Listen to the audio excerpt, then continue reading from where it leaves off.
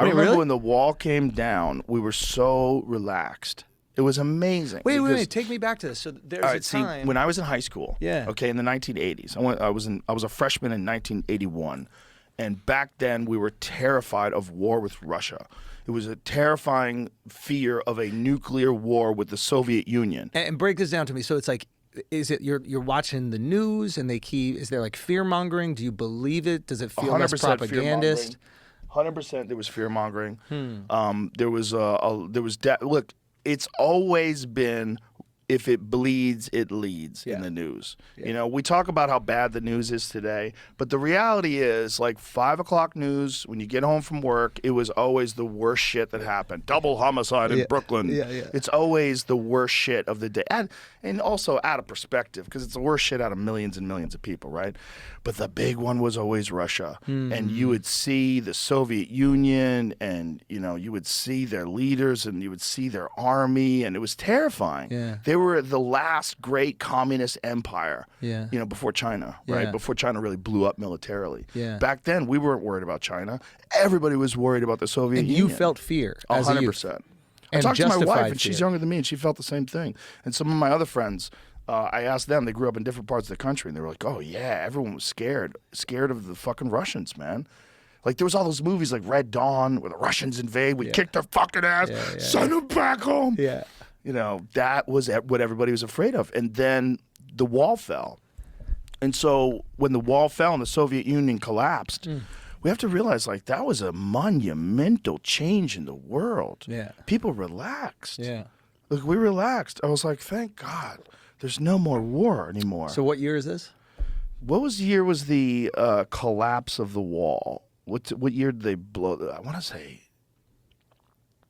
89? 90? So then the 90s comes on, and then what year was it, Jamie?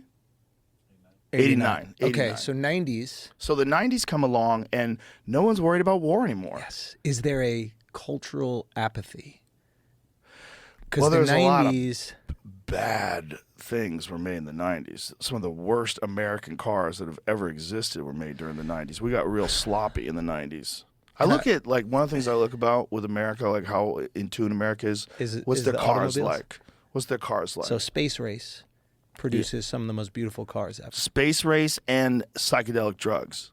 So Space Race is what? Direct correlation. 60s? Yes. So you have all the cars that are coming out. 50s too. 50s, 60s. Because 63 was when Kennedy says we want to put the first man on the moon. So they're using all that crazy space influence, or like spaceship influence, on the cars, and there's no restrictions, right?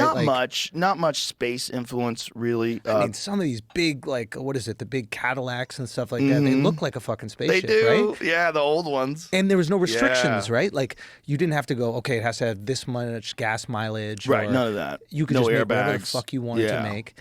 And then, okay, so that goes away, and then psychedelics are 70s. Well, psychedelics are 60s. Oh, yes. And then in 1970, they passed this sweeping Schedule 1 psychedelic act that makes all those drugs Schedule 1 forbidden drugs.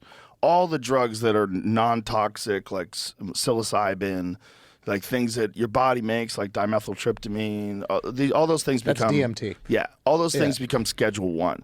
And then automobile design drops off a fucking cliff. That's funny. I mean, drops off a cliff. Funny. It's not totally...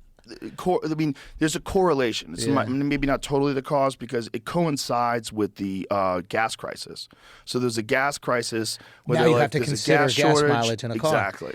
That's interesting. That's right. So 70s is... What happens? When do we remove the gold standard from the dollar?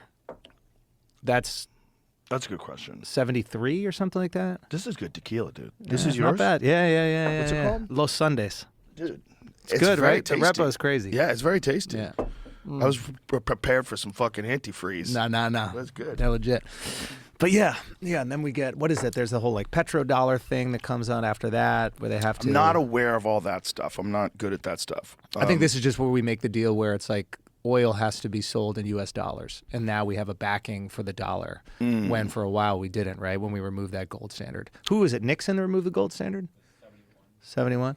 But and now we're in that situation right now where most oil is sold in U.S. dollars, and then those countries that decide not to, if we're going to get conspiratorial, those people who have decided maybe they won't sell it in U.S. dollars, they have difficulty staying in power. Yeah.